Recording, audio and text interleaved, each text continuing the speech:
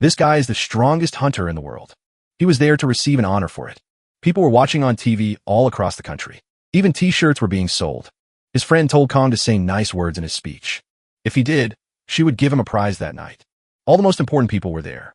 Then the world's top 100 sighed and said, "I don't care about this. All I ever cared about was making money." Everyone was in shock. Kong Young wants to live his own way.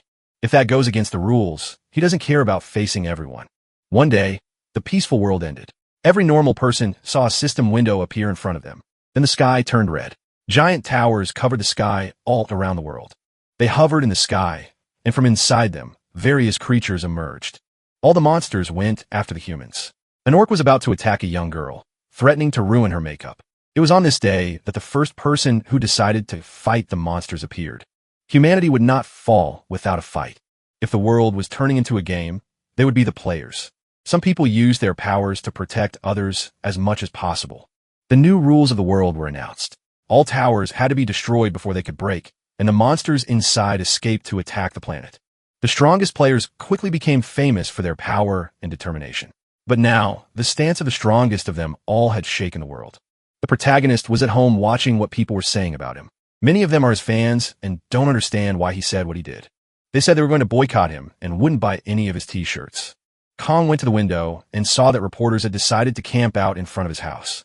Kong decided to go outside and give them some motivational words. He told them they should realize the danger that was nearby. None of them knew what he meant until a massive tremor knocked them all down. They looked up at the sky and saw the towers over the city. As the tower break approaches, the floating tower gets closer and closer to the ground. Their mission was simple: attack the tower and save the world from destruction. Only Kong Yusung stayed completely calm. He just handed out a few pamphlets and walked away. He soon arrived at his spot. No rats here, he thought. Just as he predicted, the first day of the new season was quiet. His system then pinged. Most of the monarchs were thrilled to see the clown monarch's contractor. The Iron Monarch was practically cackling, giving his blessing to someone who had tossed aside their sword. The Blizzard Monarch also laughed, bestowing her blessing on the one who brought the mirror. Kong just shrugged, telling him to keep laughing. His system then buzzed again. His fencing aptitude shot up, and his magic skill increased too. These weren't random boosts. They meant something. Just like back at the UN Hall, he was here to grab reward from these transcendent beings, these monarchs who loved watching players like him. Next, his system flared. The Golden Legends Monarch was laughing like crazy, giving his blessing to the one who chooses legends. This specific blessing came with a ton of perks. Kong Yusung wanted all those benefits right now. His system chimed. The one who chooses legends had a huge impact on a player's geisha. Just like that, he scored some legendary gear. It was a black cloak with a golden cross called Aureate Fanaticism, boasting some insane stats. Kong now had a legendary defensive item, a heroic rank skill, and a heroic rank artifact. He was absolutely ready to hit the tower. But then his system popped up with another alert. The Golden Legends Monarch had just revoked his blessing for the one who chooses legends. Instead, he blessed Kang's t-shirt business. Kong Yusung stepped into the tower and immediately ran into enemies. This place was crawling with Moonblood orcs. His mission: defeat the orc boss waiting on the highest floor. Kong wondered if now was the perfect time to test out his heroic rank skill. His skill had some incredible attributes. He activated the Frozen Sword, boosting his ice compatibility even further. That triggered an extra effect, Cold Breath. Kong gave a quick thanks to the Blizzard Monarch. Then he unleashed his new skill. Ice storms erupted from him, engulfing the orcs and freezing huge groups of them solid. The enemies totally outnumber him, but they can't fight back. Kong Yuong freezes them all and pushes forward. His system immediately flashes rewards. He absolutely crushes the first floor. He even wonders if he'll have to save the world again. The system announces second floor. Kong Yusung arrives and finds a massive orc horde already setting up camp. He's surprised. Suddenly, one orc senses him. They roar that the warrior is here and will take them to Valhalla. They're ready to fight with honor and die. Kong Yusung simply tells them to wait because he's sending them straight to paradise. A short while later, the fight is totally over. He hits the fourth floor, pleased with all the leveling up. His only complaint: no rest stops between floors. As he thinks this, a system alert flashes. Song of War Guards are blocking the boss room entrance. Kong Yusung thinks this is perfect. It's the ideal way to draw everyone in to face the elite monster he is. Right after his system announces the Steel King has blessed the Song of War Guards. The orcs feel this power boost and rev up shouting that Valhalla awaits them. They want to chase the warrior who will lead them there. They chant an anthem of blood and steel, all for the Steel King. Kong Yusung notes his enemies aren't even giving him a chance to breathe, but he doesn't care. He attacks anyway. In the middle of the fight, he spots something new. One enemy charges at him with pure fury, forcing Kong Yuong to pull back for a second. Still, he keeps fighting relentless, but then he realizes his attacks aren't doing enough damage. This must be an elite warrior, meaning he's resistant to ice. Kong Yusung pulls back to rethink his strategy. He needs a fatal blow, but he doesn't have the right skill for it right now. With his current gear and stats, he's basically in the semi-final class. The cherry on top is the Frozen Sword. It's a heroic rank skill and a heroic artifact. Kong Yuong opens his inventory. He's not sure he can handle using this item, though. The system warns there's a huge risk involved. But then the message changes, reminding him that those who don't act can't go to Valhalla. Without hesitation, the enemies hurl their axes. Kong Yusung decides there's no time to hesitate. He activates his artifact, the Frozen Heart.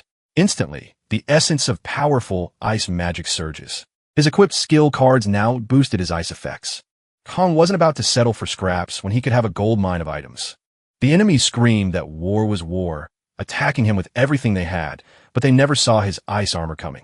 Not only that, his attacks got way stronger, letting him crush his enemies and level up at the same time. Kong was much stronger now. He used his ice sword, blocking every hit. He froze enemies mid-fight, even shattering some of their weapons. He became relentless, leveling up with every kill. The orcs hated this. They kept attacking, but Kong hit back with full force, tossing enemies far away. He could even conjure multiple ice weapons. Now, one enemy noticed, but before he could react, Kong finished him. His agility was insane. Enemies barely saw him move. Kong declared the floor cleared, saying the stats were all wrong. With only one orc left, he decided to deliver the final blow. He wiped out all enemies and leveled up again. His system flashed, a reward pack of random skill cards and 1,000 conquest points. He checked a new card, a skill called Stab. He didn't love it, but admitted it was better than nothing. He equipped it, and its effects shot up. He moved to the next floor and found a girl shocked he was still alive. Kong apologized for not dying, but the girl said it was great. He could only sell items if he lived. She was behind the Mechanical Equipment King, an automatic vendor. She told him to use everything he'd collected before he died. He asked to see the item list. The girl insisted a legendary card would pop out if he bought a pack. He told her he believed her, but first bought a speed potion and a fire potion. The girl kept pushing for him to buy card packs, but Kong just ignored her and left. He reached the final boss's floor.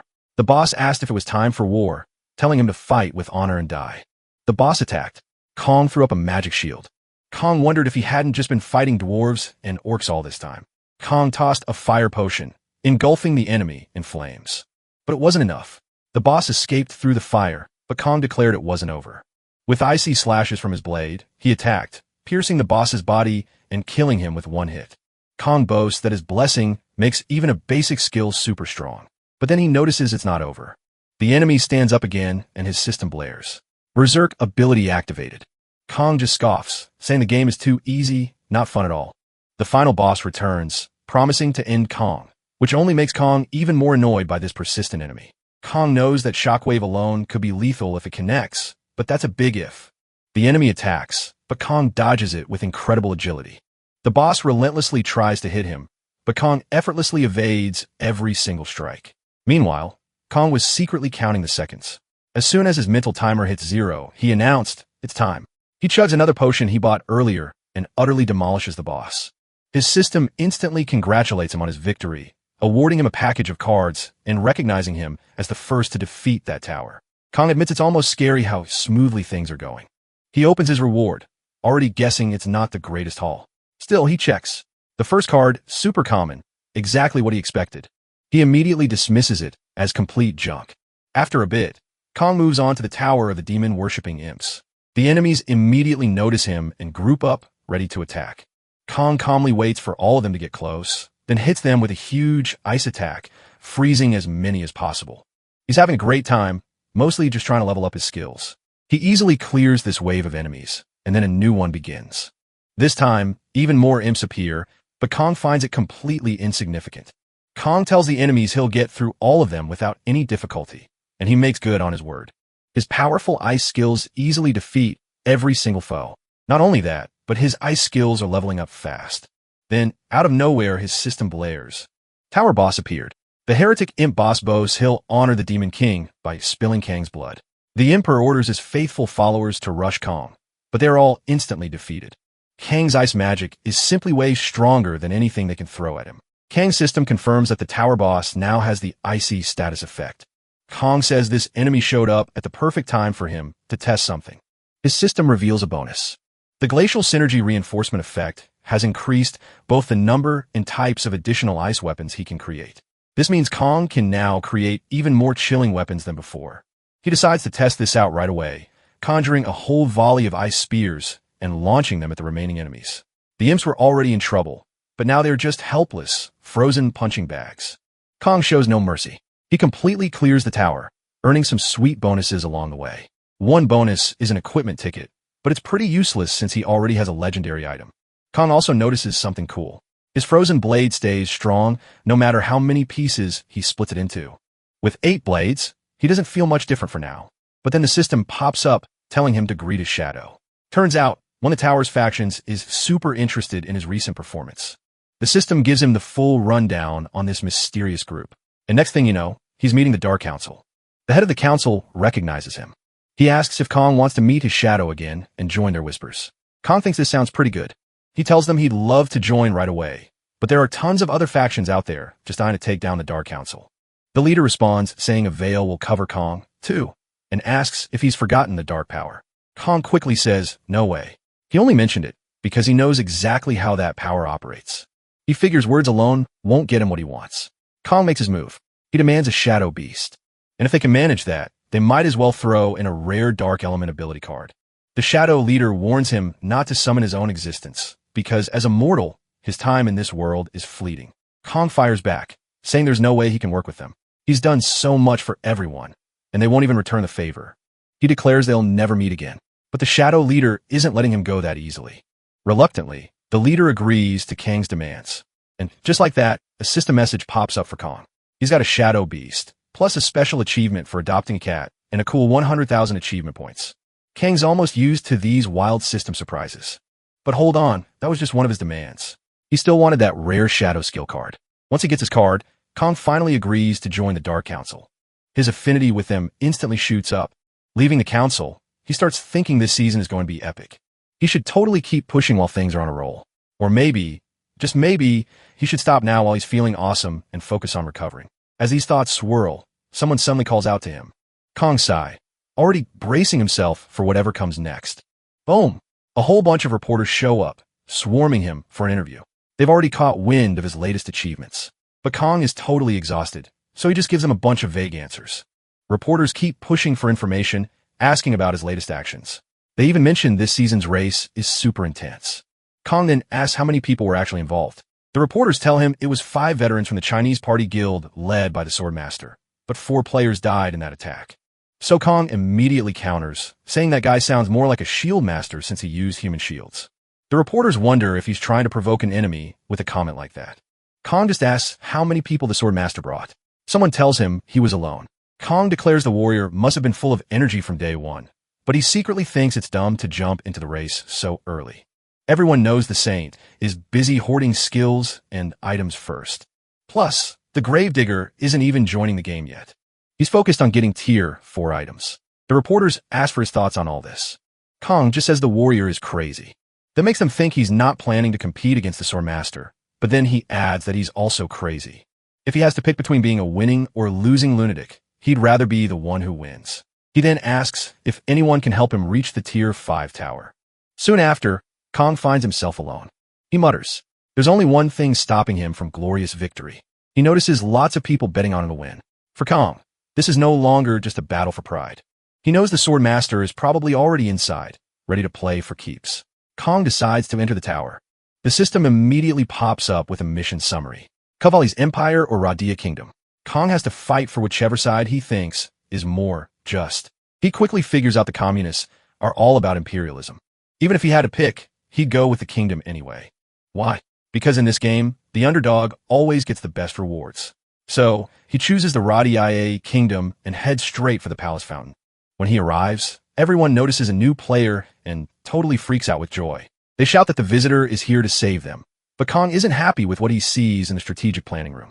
Their gear tells him battle is close. He walks closer, asking who's in charge. Silence. Then, a man steps forward calling Kong insolent.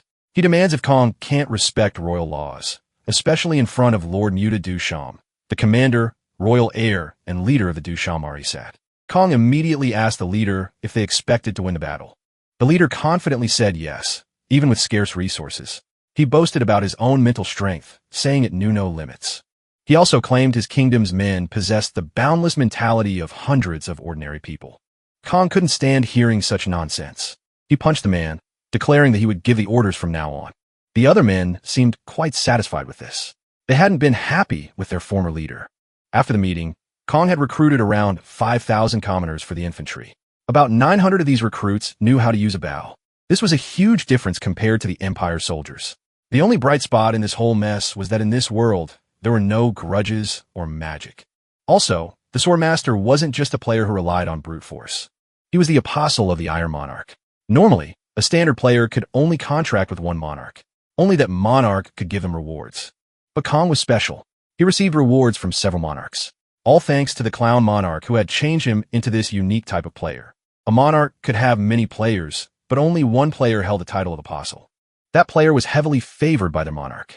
A monarch would go all out to help their apostle, but of course, there were always restrictions. For the Swordmaster, abilities linked to the Iron Monarch couldn't be used as his main attack.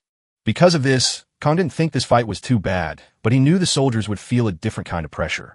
You never truly knew how much of the world inside the tower was real. It was impossible to tell if these people were alive or just virtual beings existing within the tower. Either way, there was nothing he could do about it. He just needed to find a way to boost the soldiers' morale. Right before the battle, the soldier leader announced a great visitor had come to the kingdom of Roya. He also said Muta Dusham was dismissed as commander and the player himself would now lead them. The soldiers quickly realized their incompetent leader was gone. They saw this as a really good sign. Just this news alone was enough to lift their spirits, making Kong realize he had worried for nothing. But then he noticed a shift in their behavior. One of them reported that the Empire had launched an attack. The archers immediately prepared to act, launching their arrows at the enemies. An archer reported that the Imperial Army's offense was strong because they were at the front of the gates. He added that subduing them there would break the enemy's advantage. Kong decided Dart Beast was too much a name and suggested calling it Blackie instead. Standing next to Blackie, he told the creature to show its abilities. The enemies wondered what on earth they were seeing. They noticed something big and dark on the castle walls. Their leader warned them not to break formation no matter what happened. He spots something off. Before he can react, Blackie blasts forward, ambushing the enemy. The entire army freaks out, trying to run. Their leader shouts to forget the castle and just escape, but before anyone can move, everyone just freezes in place. Kang says Blackie was super hungry and it was time for a meal. The dark creature then devour everything in its path. Meanwhile, the remaining enemy forces keep fighting Roya's men from the wall. The protagonist keeps attacking from distance. Then he realizes the Swordmaster isn't even there. He explains that a player showing themselves helps allies, but also reveals their position to enemies. Still, this isn't a fight to the death. Just like any other game, the tower has rules. Lose a fight and you're just kicked out, making the attack a failure. Players can't kill each other inside, but the tower itself can. The protagonist thinks he won't die, but losing is still not an option. He starts to figure out his opponent's strategy. His allies got a morale boost, but that doesn't guarantee a win. Time passes. The fight is almost over, but the opponent is still a no-show. The protagonist wonders if the enemy will only show up after everyone is dead.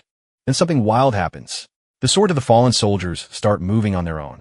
Roya's army is confused, but the protagonist instantly knows. He declares, this is the adversary player's move, wondering how they got a heroic rank skill card. He guesses it might be pure luck, or maybe the monarch himself gave the enemy this power. Kong gets attacked, but easily dodges. He figures his adversary has been preparing this whole time. But Kong says he also wasn't just sitting around waiting to be attacked. He adds that it's too late for his opponent now, because his own level up is complete. Suddenly, more enemy soldiers appear, and the protagonist realizes they're all targeting him. The battlefield has truly become a game, but he declares this won't be enough to beat him. He also points out that the more swords there are, the less precise their manipulation becomes.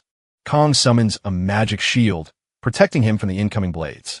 He warns that if the enemy wants to win, they'll need to try a lot harder than that. Next, he sees something coming straight for him. He quickly realizes his main opponent has finally arrived. His system then blares an alert. The Archangel's shield just reflected the enemy's attack. The reflection creates a blinding burst of light for the enemy, and the shield shatters. Kong, the protagonist, asks sarcastically if his opponent really thought he could take over the fortress with just sword manipulation. The adversary has no idea how to respond. He just asks Kong what he thinks winning in this tower actually means. The adversary declares that even if the fortress falls and everyone in the kingdom dies, the Empire can't truly win unless he defeats Kong. Kong points out that his opponent knew this all along, but still chose this path. So, Kong asks him if he honestly believes he can win. His opponent firmly agrees, claiming a player is a hero, and a hero's job is to protect the world. He argues that a bully who ignores this duty isn't fit to be the hero king. Kong compliments his opponent's passionate words. Then, he asks if this means his own guild members aren't part of the world his opponent claims to protect. The adversary is furious. He snarls that Kong won't get a beautiful death. Kong calmly replies he plans to live a lot longer, wondering why his opponent is so angry. Their direct duel begins right then, with Kong attacking with everything he has. Kong declares his opponent's talents are weak and unfinished. The adversary suddenly realizes Kong isn't fighting alone. After witnessing Dodge's Dark Beast, he states that the monarchs are watching.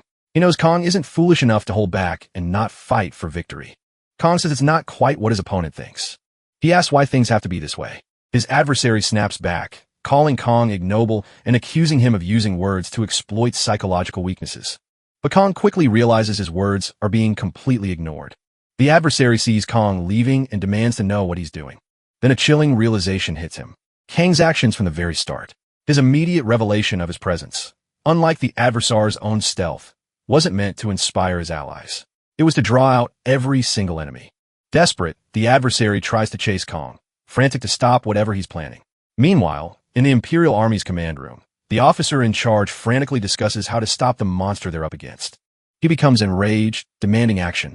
His men try to calm him, but it's too late. Kong appears right there. Kong announces that winning a game isn't limited to just one strategy. The soldiers are stunned to see a player standing before them, wondering if their gods have abandoned them. They know their duty is to protect Duke Barmet, but they stand no chance. Kong mows them all down with effortless speed until a new figure steps forward. The rival player watches as Kong effortlessly takes down the Imperial soldiers. He absolutely hates what he's seeing. Kong remarks that his opponent should have stripped the officers and hidden them among the regular soldiers. He tells his adversary that all he needs to do is halt the Empire's push. Surely his opponent already knew that. Kang's rival absolutely loses it. Meanwhile, Kang's system pops up. It tells him the palace siege is done. All the main leaders are dead and the rest of the enemy army fled. His rival still wants revenge, though. But Kong just cares about his mission reward. His system flashes his options. Kong mockingly thanks his opponent for the opportunity. He totally scoffs at the guy, even when his rival swears vengeance. Kong just wants his prize. He picks sword manipulation, which grants him steel synergy. This power boosts all metal attribute cards and skills. His enemy yells that it's not over. Kong couldn't care less. Kong just logs out, leaving his rival to rant to himself. Back in the real world, Kong doesn't look so happy. A monarch asks him through his system if he wants to be a hero. Kong realizes he always dreams this at this time. He always makes the same choice.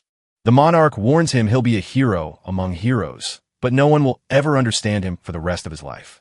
He'll also become a total joke and laughingstock. The monarch says he'll never find anything so tragic and comedic anywhere else. Kong knows this dream has repeated countless times. This monarch, known as Clown, made a deal with Kong. Since then, his life has gone exactly as predicted. The next day, Kong wakes up to his phone ringing. He checks his phone and sees he missed 4 calls. Plus, someone is already banging on his door. Kong had been wondering why his dream felt so real. Now he's wondering about all this noise so early. He opens the door and sees the general manager. Kong asks what a big shot like him is doing here. This is Park Tak, or Master Park. He tells Kong he got too cocky just because he was a bit tough on him. Park is a top 30 player who made a deal with the monarch of assassins. Everyone knows him as Deadly Blade. He's also the general manager of the National Intelligence Agency, taking direct orders from the Blue House. Kong sees him up close. He says the manager looks tired and asks if he also had to run around on the first day. Park tells him he has no time for that. Park explains that since the season's first day, warmongers worldwide are putting players on the front lines. They're creating a wave of destruction. He also asks Kong why he didn't answer his phone since the sun's been up for a while. Kong simply replies he was sleeping. Park quickly pointed out how messy Kang's life was.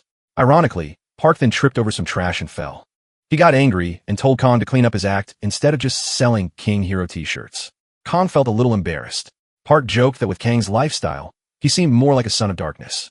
Park also wondered why Kong still ate at the same local restaurant 3 times a day, especially since he'd made good money.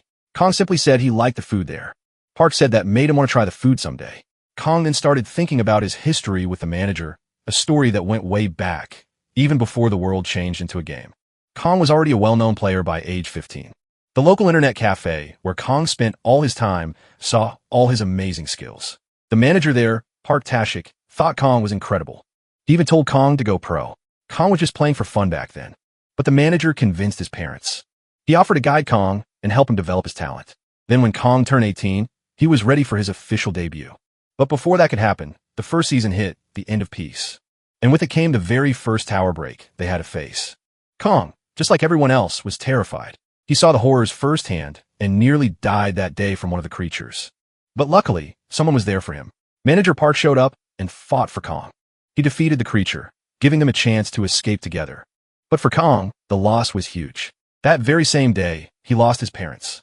Alone in the world, Kong felt completely lost. Manager Park became his only hero. That's how their deep friendship started, and it lasts to this day. Back in the present, Kong asked what Park wanted at his house. Park told him he was there because of the association. Kong then asked if the association still wanted him for something. The KAC, or Korean Players Association, is the only guild in the entire nation. It's an absolute power that manages all players. Park asked Kong if he knew about the Players Academy the association built last season. Kong then asked if Park meant the slave factory. Park confirmed it. He said the first graduation exam is happening in about a week, and they want Kong to be there. Park assumes Kong won't go, just telling him not to worry about these things. But to his surprise, Kong says he will attend. He wants to check out the new players, the future of the nation. But he has a condition. Kong demands the association change the exam to 5 o'clock the very next morning. The next day, with just 5 minutes until the exam, the academy is already packed with participants. One attendee recognizes Kong and realizes he's there to assess them. Another student scoffs, figuring everyone will graduate anyway. He just hates the early start, calling Kong arrogant for picking such a ridiculous time. Soon, the president of the ACGA asks Kong what he thinks of his students. Kong declares they've been babied from the beginning. Lee Sanango looks a little embarrassed, but politely asks Kong to evaluate his students carefully. Kong just repeats that the conditions are exactly as he stated. With that, Kong agrees to test these rookie strength. This means the final graduation decision is completely up to him. Even sensing Kang's superior attitude, the president agrees to let him do whatever he wants. The president thinks his plan is flawless. It's still early in the season, and the students are talented. There's no way even the heroic King Kong can mess this up. But then Leono's mind completely changes. He sees with his own eyes the students he believed to be excellent getting absolutely crushed by Kong. After defeating everyone, Kong stands before a defenseless girl already crying over her failure. But then Kong tells her she passed. The girl, shocked, asks how. Kong replies it was pure luck. He explains she was the luckiest of the 12, the only one left standing. He tells her to always remember that for a player, luck is everything. Then he declares, for now, that's it. He congratulates her on her graduation and orders them to turn off the cameras. Suddenly, the furious director bursts in demanding an explanation.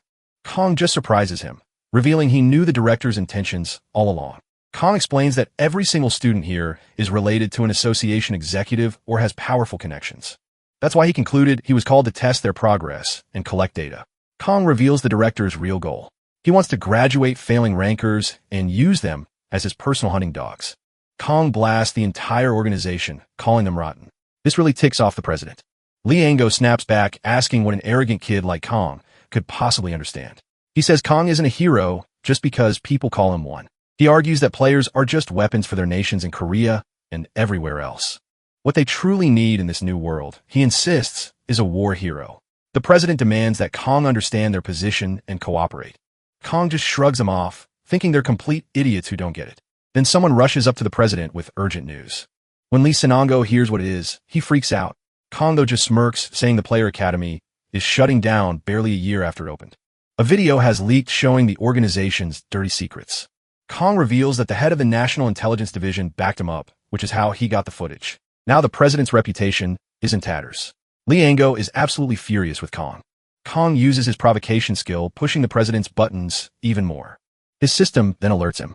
The clown is thrilled with Kang's actions and has decided to give him a reward. After that, Kong makes his exit. Outside, Kong thanks his contact. He asks if it's really okay for the National Intelligence Organization to hit the association this hard. His contact confirms it, explaining that the government isn't a fan of the association either. His friend adds that the government and the association are always butting heads. Kong loves this drama. He tells his friend to drop him off at the Tier 5 tower. A little later, Kong arrives. His system warns him that a hot and cold desert journey awaits. In a flash, he's teleported to the mission site. There, evil creatures are tearing through the local inhabitants. Kong sees this and notes that players always show up just in time inside the tower's domains. It's how they become saviors. Their sudden appearance makes them seem even more legendary to the locals. Kong crashes in, utterly smashing the enemies. Immediately, the natives see him as their only hope. He tells them they can call him whatever they want. The villagers see Kong as a priest of light, a divine messenger who brought them hope. But Kong can't shake a bad feeling about all of this. Kong then asks if there are any threats beyond these monsters. The others assure him they're in divine kingdom territory, so there's no need to worry about heretics, but then they reveal it will take 3 days to reach their destination. Kong is definitely not happy about this. He regrets rushing into this without more rest. Still, he tells everyone else to get some sleep. He'll handle any monsters no problem. The men thank him for standing guard. Kong puts on his vitality necklace to boost his life recovery. He also decides to open the gift from his monarch. Inside, he finds a superior ranked Grove stone. He's actually impressed, saying he finally got something decent, but he figures he won't need it right now and stashes it away for later. Suddenly, giant scorpions start heading his way. Time to summon Blackie. His dark creature jumps into the fight. Kong finds this whole situation annoying, but he knows he can't just let his familiar do all the work, so he attacks from a distance using his blade that moves with his thoughts. He realizes how incredibly useful this ability is. After taking down the scorpions, Kong levels up. Even his sword manipulation skill card gets a boost. But wait, it's not over. More enemies appear. An adult sand predator this time. Kong realizes he won't be sleeping tonight. Still, he isn't afraid, trusting Blackie to handle it. While his dark creature does the heavy lifting, Kong rains down attacks from afar with his mind-controlled weapons, piercing the giant worm from every angle. Kong barely moves a muscle. His weapons do all the work for him. He finishes off the predator with ease using his ice abilities. This levels up his ice traits as well. As dawn breaks, they finally begin their journey to the destination. Kong spots a fleet of knights and wonders if they're allies. One of the men explained that these were brave warriors serving the light god. Kong immediately asked why they hadn't helped out last night. His ally quickly explained that these knights prioritized protecting their goods. They guarded that wagon with their lives no matter what. Kong then asked about the knights faction.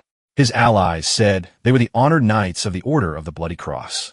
Kong shot back sarcastically, wondering if they had a golden calf or something super important hidden in that carriage. The knight leader told Kong to forget the carriage. He should focus only on his assigned task. Kong instantly realized these were knights using aura heart skills. They even managed to get the Light's Apostle involved. This just made Kong even more curious about what was inside that carriage. He tried to imagine what could be so incredibly valuable. One of his allies looked pretty embarrassed by Kang's bold attitude, but Kong suddenly yanked him close. He'd spotted an incoming arrow. Kong then shouted for everyone to get down unless they wanted to die. Arrows started raining down as they all scrambled for cover. One ally screamed about being attacked by heretics. He couldn't believe they dared enter divine kingdom territory. The enemies kept pushing forward. Kong watched, wondering how the knights planned to react. The knight leader yelled at his men not to let their goods fall into enemy hands no matter what. He ordered them to activate their aura shields. Kong instantly realized these knights didn't care about their own companions. All they wanted was to protect that so-called golden calf. Just then, a system alert popped up for Kong. Protect the caravan and transport the items safely. Kong got ready to fight, launching attacks from a distance. One of the heretics scoffed, saying the attacks couldn't reach them. But then he noticed Kong wasn't even aiming at him. Suddenly, an attack burst from the ground, knocking the heretic right off his horse. Next thing they knew, Kong appeared right above them. But just as Kong was about to strike, he noticed something strange about the enemy's face. It was a desert elf. This instantly flipped Kang's plans. Instead of attacking, he decided to protect the elves, but his help wasn't exactly welcome. The fallen elf immediately sprang up, trying to attack Kong. Kong easily defended himself. While doing so, he asked the elf what was inside the caravan. The elf clearly thought Kong was trying to trick him and refused the answer. He then shouted for his companions not to listen to Kong, telling them to shoot mercilessly. Soon, the other elves let loose a barrage of arrows. But Kong threw up a magical shield, protecting both himself and the elf. His opponent declared that even if captured, he wouldn't say a word. Kong told him not to worry about that. He just needed to know what was in the caravan. That information would help him decide which side to take. Kong wasn't messing around. He told him he hadn't wiped them out, yet simply because he chose not to. It wouldn't be hard at all. To prove it, he unleashed a quick display of power that left every elf completely stunned. He warned them, move a single finger and they'd all die. He then pressed them again about the caravan's contents. That's when the elf revealed the truth. No goods, but Princess Syria herself. Realizing the princess was kidnapped, Kong ordered the elf to return and spread the word. He'd grant them a special favor and let everyone live. The elf hesitated, so Kong gave a final warning. Back off now, or everyone dies on the spot. The elf and his allies quickly got up and left. Immediately, a knight stepped forward and questioned why Kong had let their enemies escape. Kong simply replied he needed to confirm something first. Then, ignoring the knight's earlier words, he headed straight for the carriage. Instantly, a sword was pointed at him. The knight declared that no one, not even the Apostle of Light, could approach the caravan. Kong responded by summoning his dark creature, warning the knight to step back while he still had the chance. This cleared his path. He reached the caravan, flung open the doors, and asked the person inside if they needed help. Inside, he found the elf princess herself, Syria, princess of the kingdom of Ob. She was far from grateful, declaring she didn't need a heretic's sympathy. Immediately, Kang's system chimed in. It warned him about neglecting his duty, signaling that the monarch of light was watching his every move. Kong simply stated he had no other choice. He outright defied the system and shattered the chains holding the princess. This bold move earned him a hidden feat and a massive 300,000 conquest points. But there was a catch. The tower's objective instantly updated, and the mission difficulty skyrocketed. Kong declared the game was over, adding that freedom felt incredible. His system, however, shot back, vowing he would pay for challenging the light. It warned him that one of the tower's own forces had now turned against him. Suddenly, sentinels of light materialized in the sky, ready to do the monarch of light's bidding. On the ground, the knight leader declared that the Apostle of Light had been corrupted. He didn't care if Kong was a visitor. He was now a heretic who had defied the light. Kong scoffed, saying the knights were only acting tough because they had backup. He reassured the princess not to worry because he had backup, too. His system instantly confirmed it, announcing he had gained the support of the Monarch of Shadows for his choice. Now the lights would fade and darkness would spread. And wait, there's more. The Dark Council drops a buff. Curtain of absolute darkness. This thing messes with all the knights' vision. Everything's distorted by this dark curtain that's covered the whole area. Kong knew taking this side would bring even better rewards than if he just stayed in the light. Now the knights can't see the attacks coming from the darkness. They're taken down one by one. High above, the Monarch of Light's heralds can't do a thing. Not until one of them blasts a path open with light. Finally, they can see what's happening below, witnessing the knights' utter defeat by the darkness. They're furious about who caused all this chaos. But before they can even react, Kong attacks them, not thinking twice. The heralds can't believe a mortal dares to do such a thing. Kang's system then alerts him that the Sentinels of Light now have irreversible hostility towards him. On the bright side, his friendship with the Dark Council faction has shot up significantly. Kong levels up, and his dark powers grow stronger. Then his system pops up with another alert, claiming that countless factions throughout the tower are now observing his every move. It's a reminder that the world of the towers and the world within them are not the same. To explain, groups like the Knights of the Bloody Cross and the Elves of the Desert are creatures within the tower, part of its internal world. But the monarchs and their factions exist on a higher plane, which is the world of the tower itself. A player acts as an agent between these two worlds, almost like a monarch's forces directly interfering. Yet, players are not mere puppets following the monarch's commands. Players who understand things beyond just the game text can make truly imaginative decisions within the tower. Just like Kong, who predicted a better reward by joining the Dark Council and going against the light. If you have an idea, you can't hesitate to execute it. Even the monarchs themselves are bound by rules and restrictions. So no matter how much the Light Sentinels detest Kong for defying their monarch, they can't change things. This is a Tier 5 tower, so no angel above rank 8 can descend from the heavens. These are the tower's rules, which is why only the heralds present are attacking Kong. But with all the darkness, the heralds' vision isn't clear. Their attacks actually hit their own allied knights. Kong figures they don't care about their allies, seeing as the followers of light weren't all that different anyway. To Kong, this end for them just makes sense. Then Kong announces that his vision suddenly became crystal clear. Kong thinks the buff's powers are incredible, but the enemy is still quite strong. He realizes he needs to do something fast before it's too late. So Kong quickly goes to the princess and pulls her out of the war zone. Next, he calls Blackie and gives her the gift he received earlier, telling her to help protect the princess. He then uses the higher-ranked growth stone on Blackie, further boosting the dark creature's power. The princess sees an attack coming and warns Kong, but Kong doesn't need to do a thing. Without the princess even realizing it, the dark creature already protected her. It absorbs the incoming sky attacks and reflects them right back. Kong thinks this is great. His strategy worked perfectly. The enemies, on the other hand, just scoff, claiming it's futile and that these blades can't possibly hit them. Kong just shrugs them off and charges ahead. The Light Heralds get ready for another round. One even dives in for a close-quarters fight with Kong. Kong tries a sneak attack from behind, but his enemy is too quick, dodging just in time. This forces Kong to change his strategy. Kong realizes going head-on throws him off balance. He wonders if constantly moving is even helping. After taking a hit, Kong sees this fight is tougher than he thought. He's stumped by how fast they are, even with their debuff. There's no choice but to keep fighting. But then a moment of distraction and the enemy lands a solid blow. He finds all this flying around super annoying. Kong just wants to finish everyone off at once, so he considers using his secret weapon. One of the heralds shouts that they won't let him. Kong hesitates, unsure what to do. And then he takes a direct hit. He starts bleeding nonstop. If this keeps up, Kong knows it's game over. His weapons start glitching. He can't concentrate anymore.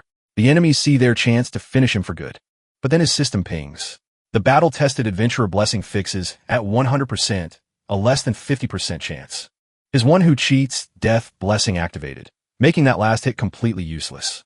And just like that, the radiant sword begins its localization. The herald's leader instantly knows something is wrong and orders a full retreat. But Kong just tells him it's too late. He summons a massive swarm of mind-controlled swords and flings them at the enemies, declaring it's time to end this. Every single herald takes a direct hit. That many swords just completely incapacitates them. Some try to escape, but Kong hunts down the stragglers and takes them out with ease.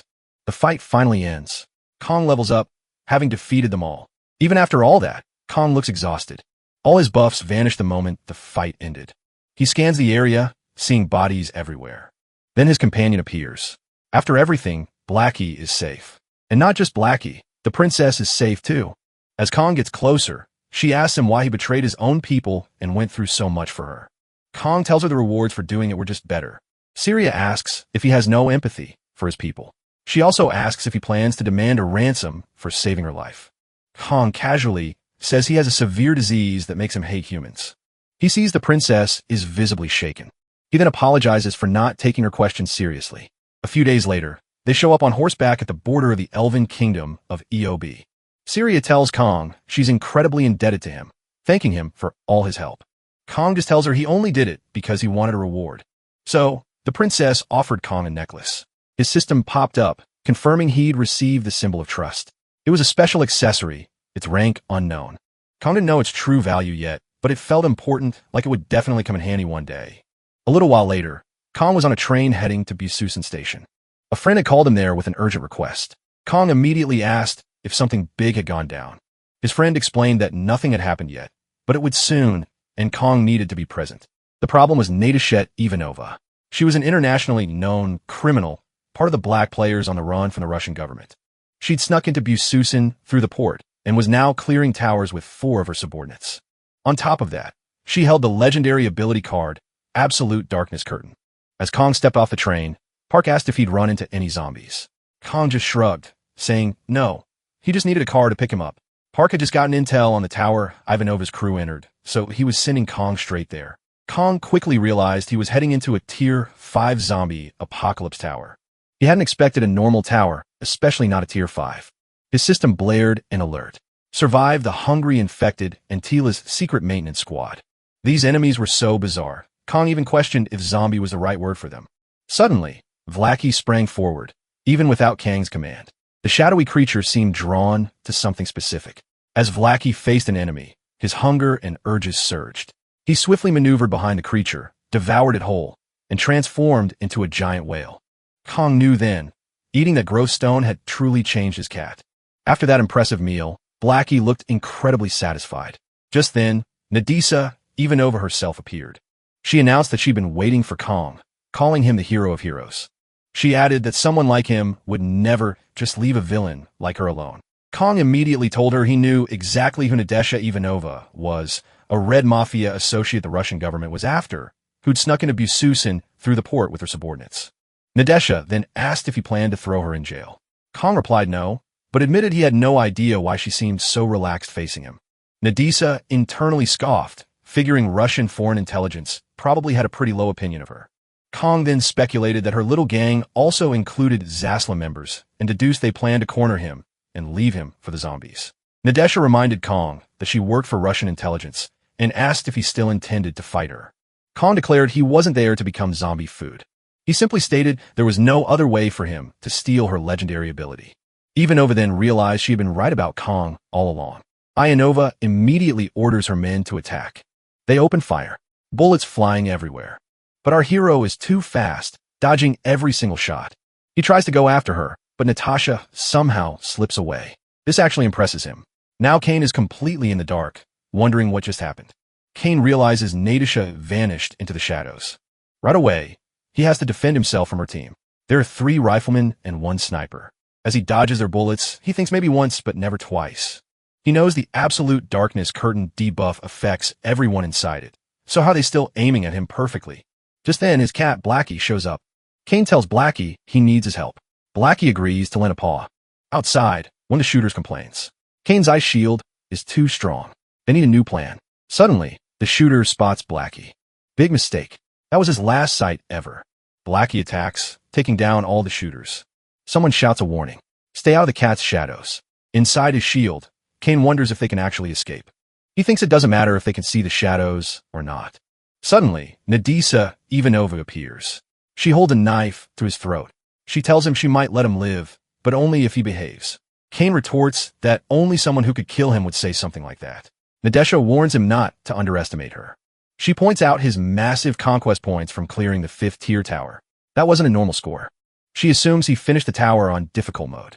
Yet, he then went for an easier challenge, just like last season. Outside, the remaining men are scrambling, trying to escape Blackie's shadowy attacks. It's not going well for them. Kane knows this. He was just waiting for the perfect moment. Then he asks Nadesha how she plans to kill him. Nadisa is stunned. Everything she sees is a lie. She realizes she's been talking to an illusion this whole time. She fell right into his trap. Kane reveals he knew from the start this wasn't the absolute darkness curtain. He knows that ability messes with all senses. This could only be one thing, a legendary illusion ability, letting him manipulate what she sees. The ability is called Oculus. Nadesha realizes her plan is totally busted and she's completely stunned. The protagonist doesn't waste a second jumping on this perfect opening. Kong tells her it takes a real scammer to pull off a trick, but he admits it's not really her fault. He then says Nadesha is about to be the only one caught by a zombie, but just as he has her cornered, his system pings him with an alert. A player has died. His system adds that Tila's secret squadron has found survivors, specifically in Zone B16. Nadisa and her crew spot another squad closing in. They know they need to bolt, but it's too late. They're spotted instantly. An Iron Soldier follows confidential protocols, instantly eliminating their target. Kong watches this unfold and debates his next move. Stop them or defuse the shield. But before he can decide, he's attacked too. He quickly realizes there's no time to think. Suddenly, everything shifts. Nadia notices the change and freaks out. It's the NPC merchant. She complains it's a huge waste for 2 players to die without spending all their conquest points. She throws the blame at Kong.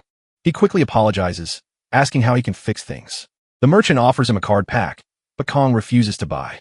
Kong knows once her shop opens, there are no peace treaties, so he tells the merchant to offer the card pack to Nadesha instead. He also realizes the attacks happening right outside the shop are seriously bothering Nadisa. The merchant just shrugs, saying Nadesha won't survive anyway. Still, she offers the card pack, suggesting Nadesha might get lucky and pull a mythic card that could save her. Kong asks if selling card packs is literally all this merchant does. Then he's shocked. Nadisa Ivanova is actually spending all 374 of her conquest points on random card packs. He just watches. Nadesha tears open the packs, but only common cards pop out. She gets super frustrated, pulling nothing good. The merchant tries to boost her spirits, telling her there's still hope. Nadesha gets more and more nervous. Kong, meanwhile, comments that he finds the whole circus burning down quite amusing. After tearing through countless card packs, Nadia is down to her last one. This pack has to have something good or it's game over. Ivanova knows a mythological card is a pipe dream. Even a legendary or heroic one would be enough, but no luck. The saleswoman tries to cheer her up, offering a potion. Kong cuts in. He tells the saleswoman it's time to close up. The saleswoman argues that after all the unexpected deaths and sacrifices, it's definitely time for a legendary card. She even guarantees the next pack will have one. Kang's system, meanwhile, goes ballistic. It says even the Hell Monarch is in shock. It declares it can't help. Nadisa Ivanova immediately curses Kong out in Russian, hitting him with every insult she knows. Kong just shrugs it off, calling her curses inefficient, but he agrees to buy one more pack. He pulls a duplicate card. His system instantly asks if he wants to upgrade it by combining skills. Kong thinks this is way better than some useless regular skill. He wonders what he'll get. Nadisa is absolutely fuming. Kong ignores her. The saleswoman announces she's leaving already, but Kong tells her to wait. The saleswoman leaves anyway. Nadesha Ivanova starts swearing at Kong again. Suddenly, iron soldiers appear. They prepare to attack, ready to eliminate all witnesses with their confidential protocols. But before they can even move, Kong eliminates Nadesha Ivanova for good. Then he charges the soldiers.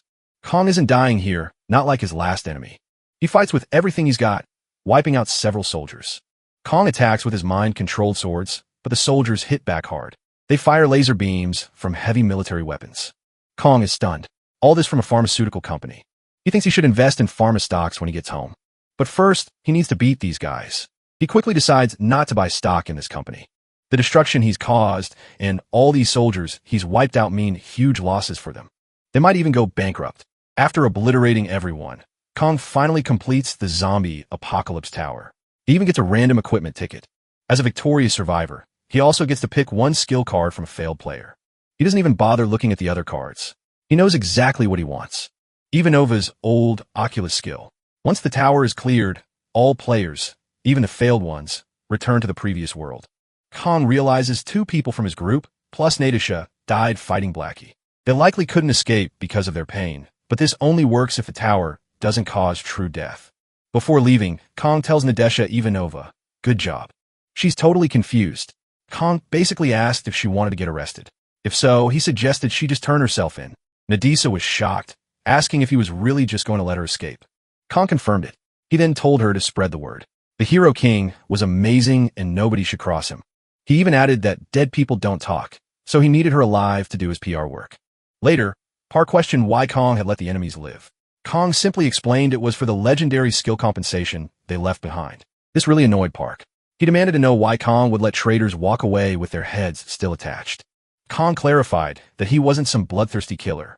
His real wish was to be more peaceful, even philanthropic. Park sarcastically praised Kang's speeches, then pressed him on what the enemy's real goal was. Kong didn't answer directly. Instead, he just announced that he was now managing Park's internet cafe. His friend gave up trying to get an answer, wishing Kong a safe return and telling him not to push himself too hard. Kong thanked him for the concern, promising he'd take care of himself. Inside the towers, players get all sorts of names. Kong was called a hero, but he honestly thought players weren't real heroes at all. They were just war heroes, nothing more. He knew people like Nadisa Ivanova who took down their own country's enemies without a second thought. But Kong refused to be that kind of hero. He believed there were no such thing as real heroes in his world. Suddenly, he was recognized. It was morning. He'd been careless. As he left, people who saw him whispered about his reputation. They weren't sure if the media reports about him were true, but none of that mattered to them. The only important thing was that Kong was the strongest active player in the country. Everything else was irrelevant.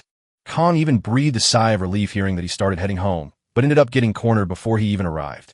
Journalists tried to mob him, but he slipped away before they could. He figured since he'd have to go into the tower eventually anyway, he might as well just rest there. Once inside, he heard some men announcing that the Holy Warrior Invocation ceremony was a success.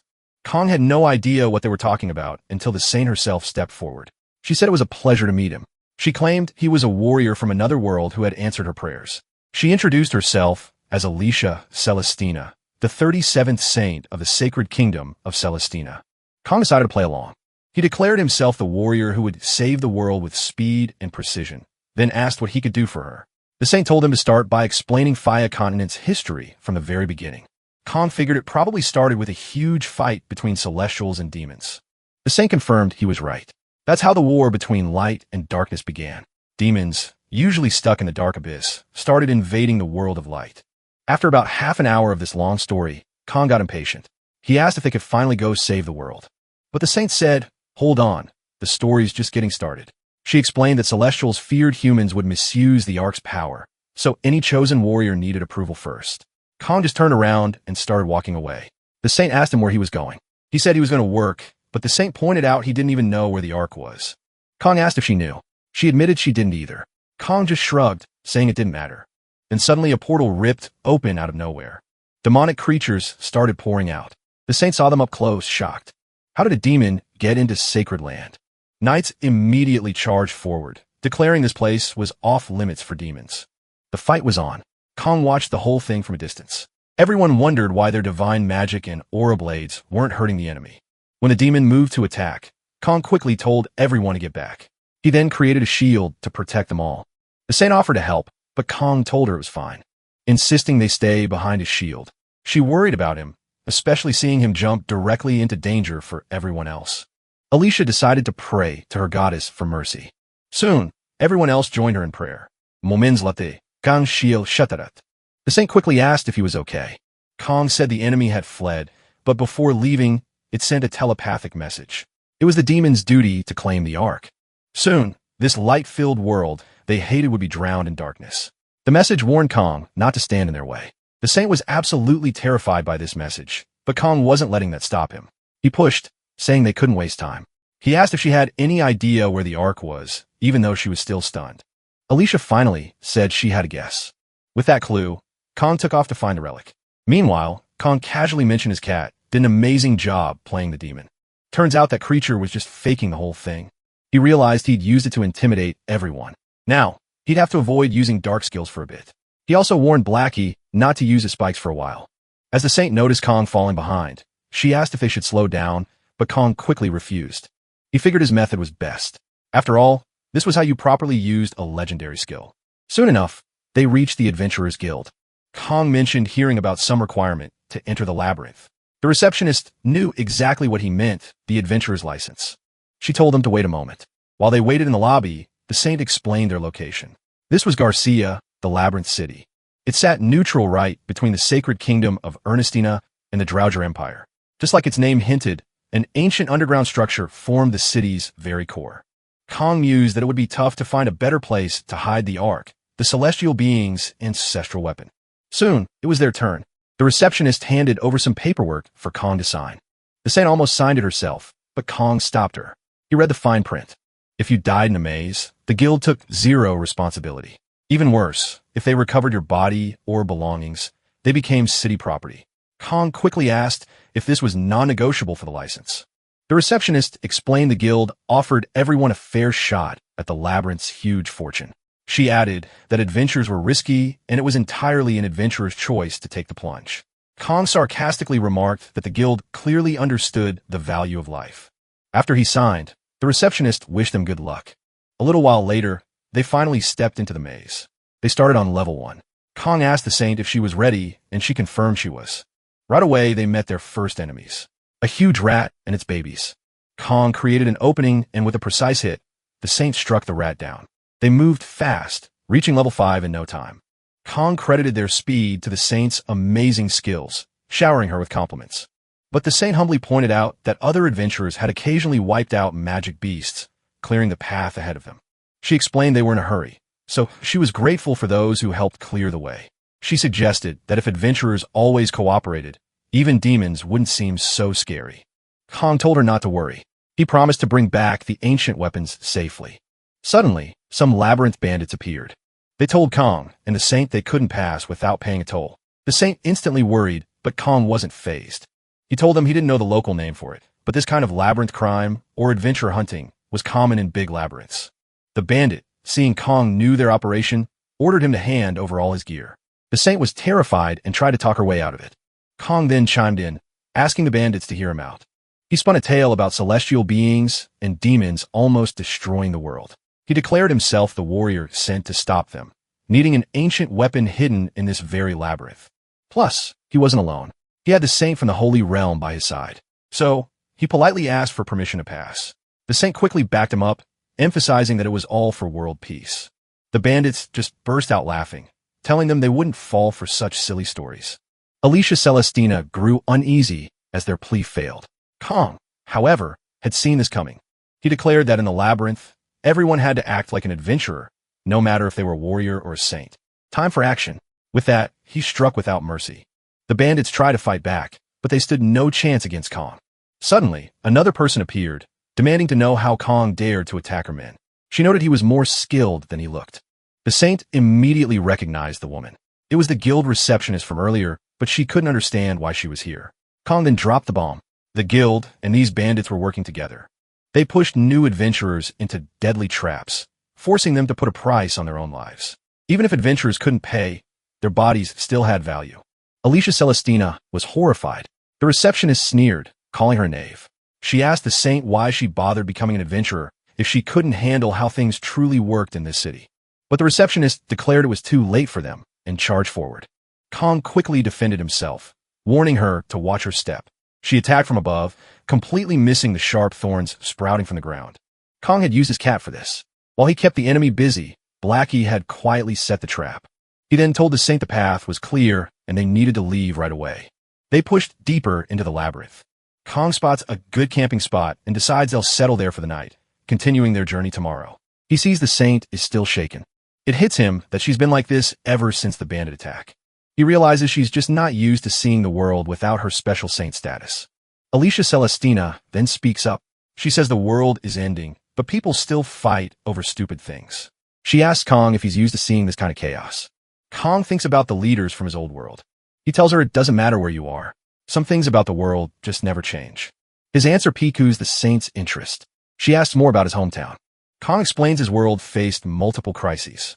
No one knew how to handle it, so everything devolved into total chaos. He admits he struggled to adjust at first, but after some time, once he cleared his head, he saw everyone was just fending for themselves. The saint then asks if Kong acted the same way.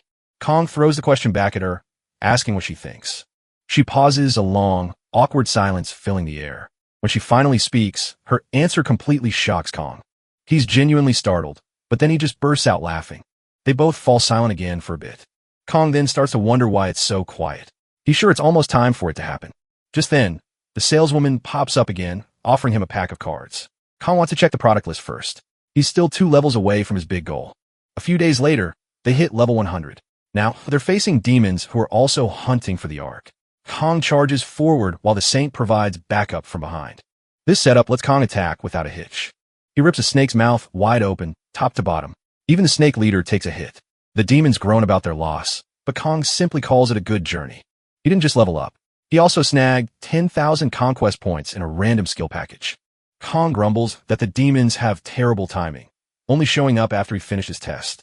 The saint, however, is ecstatic about their success, but then something catches them both off guard.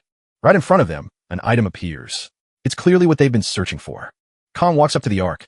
He remarks it looks pretty plain for an ancient weapon. His system confirms he's acquired the quest item. Immediately, the maze starts reacting. A portal rips open. The saint tells Kong they need to go through it to escape. Once they're outside, she breathes a sigh of relief, but then someone shows up. This new person claps for the saint and the otherworldly warriors. They say Kong and the saint made the Empire's mission to find the Ark way easier. Mild Draga shows up, claiming the Ark's power now belongs to him, the Empire's representative. He demands a hand over the item. The saint recognizes him as the Empire's crown prince. Kong quickly points out this prince isn't on their side. Mildas promises to spare their lives if they just hand over the Ark. But the saint argues back, saying he can't do that. The Ark's power is meant to protect the world from demons. Then the prince drops a bombshell. He already has an Ark fragment. He boasts that once he collects them all, even demons will bow to him.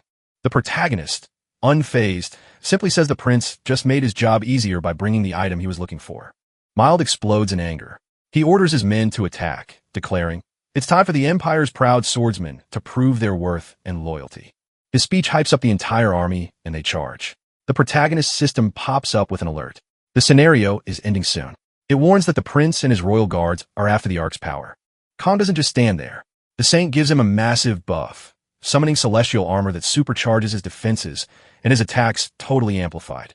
With this insane power surge, Kong can fight an entire army head-on, no problem. One of the prince's men wisely suggests retreating, saying it's too dangerous to stay. But the prince, full of arrogance, snaps back that it's not time to flee yet. Kang's system blares another warning.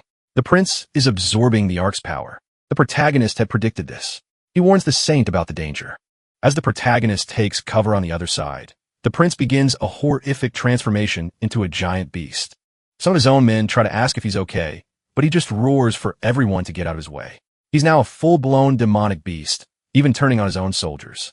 After that, the protagonist combines his abilities with the saints and summons magical armor. Then he tosses a potion, unleashing an earthquake and fire. The whole area erupts in chaos, creating a perfect distraction for him to close in on the enemy. Kong sees his chance and starts hitting the giant monster from multiple directions. Nulvis goes absolutely ballistic, roaring that the protagonist can't hide in the fire forever. Nulvis tries to attack, but quickly realizes it's not the protagonist, just a fire illusion. The protagonist pops up on the other side, sarcastically saying, Nulvis must be seeing things. With all that power going his head, then he unleashes a surefire attack on the monster. Novice is completely caught off guard, taking a hit that rocks him from head to toe. The protagonist emerges victorious. Suddenly, his system pings. He just got the second arc fragment. Kong now has the item's full power. It's so strong, it even shocks the saint. She just can't imagine its true strength. Kong thinks everything went great. All he cares about are the levels and points he just earned. He then gives the arc to the saint. She's confused. Why would this warrior from another world trust her with such power? She insists she's not qualified, but Kong tells her she's the only one capable. Otherwise, this power would fall into Emperor Draga's hands. He urges her to protect it, warning that if she doesn't, it'll still land in Draga's clutches. The saint says she can't be irresponsible with the Ark's dangerous powers.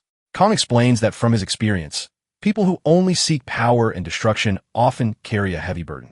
But he believes she will fight for good alongside everyone else. She thanks him, saying his words made her feel much better. Kong is happy to hear that. With the mission complete, Kong gets a bunch of special rewards and heads home. A week later, he thinks back. He only finished one tower. He wasn't expecting to relax, but ended up pushing himself way too hard. Then Kong spots some internet articles about himself. Turns out not everyone sees him the same way. It's still mid-January, and Kong knows there are bigger things happening. A few days later, he steps out again. As usual, reporters swarm him, trying to get answers, but Kong just walks right past them, straight into the next tower. The reporters are left staring, wondering if he entered the Awakening Tower. Inside, an entity reveals it's been waiting for him a long time. Kong tells it to cut the small talk and get straight to the test. He soon faces an unknown challenge. The entity scolds him for being so impatient, adding that the test was going to start anyway, even without his complaints. The test begins. Kong finds himself in the middle of nowhere, surrounded by circular mirrors. He smashes them and tries to move forward. But then, a copy of himself appears, wearing a clown mask. It comments that Kong doesn't even seem surprised to see it. Kong isn't interested in talking. He gets ready to attack, but his opponent is just a shadow, mirroring every single move. So, when Kong attacks, the clown copy does the exact same thing, and their powers collide. Kong quickly changes his strategy. He uses his shadow creature, keeping the enemy distracted. The clown copy mirrors everything, and Kong finally realizes this thing is a perfect copy of him. Despite the clown being a perfect copy, Kong doesn't stop his assault. He thinks about how he's fought this same type of enemy every season, and honestly, it's getting old. He finally unleashes his dark magic attacks, determined not to give the enemy any advantage. The clown strikes, but Kang's magic shield protects him. Thanks to his blessing, the one who deceived death, Kong naturally dodges the lethal attack. He immediately takes the chance to retaliate. Kong figures the way to finish this fight is actually pretty simple. He doesn't change his approach. Kong charges at the enemy, aiming to pierce him.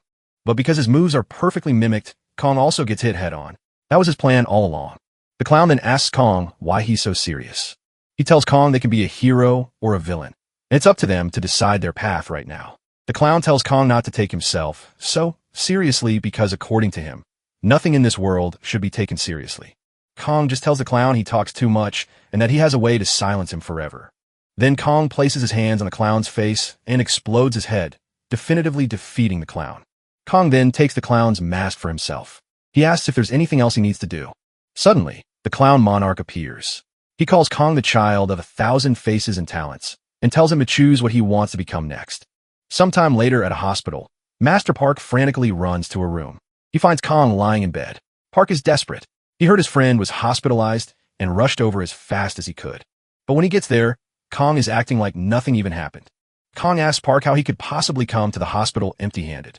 Park realizes Kong still has his sense of humor, which means he must be okay. Park tells him to stop messing around and get back to fighting for world peace. After all, Kong is a hero.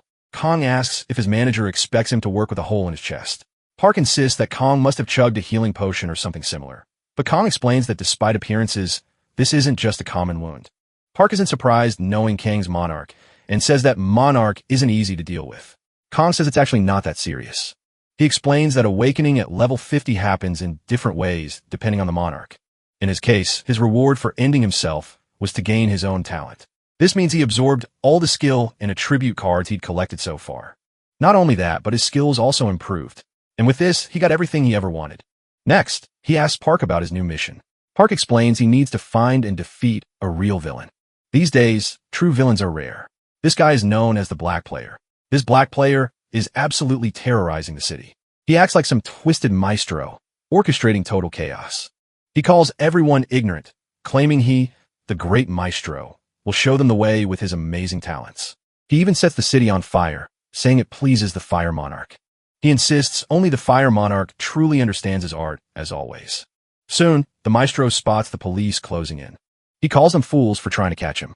The police watch him disappear into a tower, leaving them baffled. Later, the protagonist arrives. He sees the city's destruction firsthand.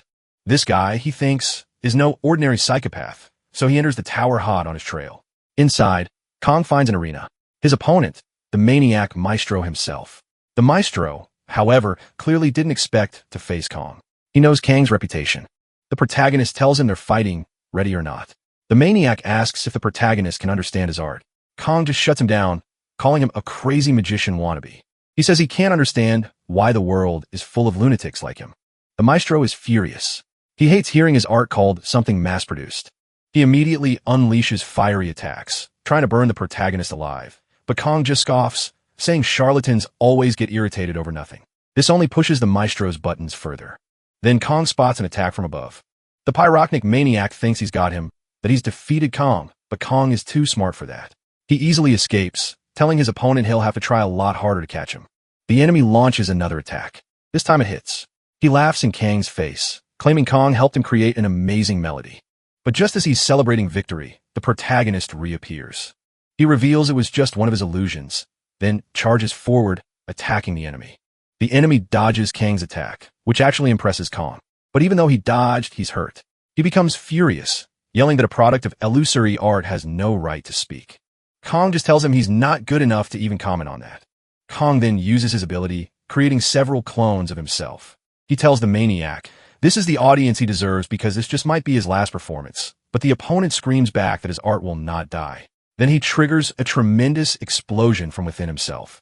Kong was completely caught off guard. His system then confirmed he won the battle. He knew players couldn't kill each other inside the tower. He figured he should have just waited for the maniac to lose it at the exit instead. Kong left the tower and immediately teleported to France.